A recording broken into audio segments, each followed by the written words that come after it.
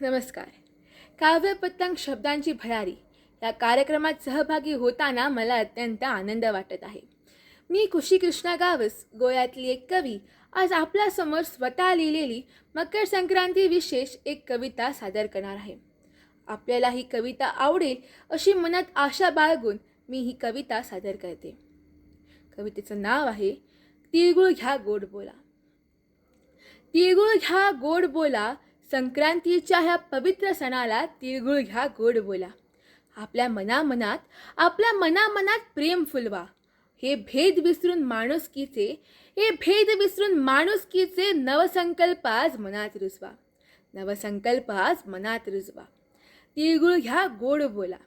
पतंगासारखी स्वप्ने उंच उंचामनी आपण सारे आकाशाला गवसणी घालूया. एक नवी दिशा, एक नवा विचार, संक्रांती संगे जग बदलूया. तिळगुळ घ्या गोड बोला. राग द्वेष सारे मागे टाकून मैत्रीची विणी घट्ट विणूया. आजच्या या शुभदिनी आपण मनातली मळमळ दूर करूया. तिळगुळ घ्या गोड बोला. आशेची दोरी बांधून विश्वासाच्या पतंगाला उंच उडू देऊया.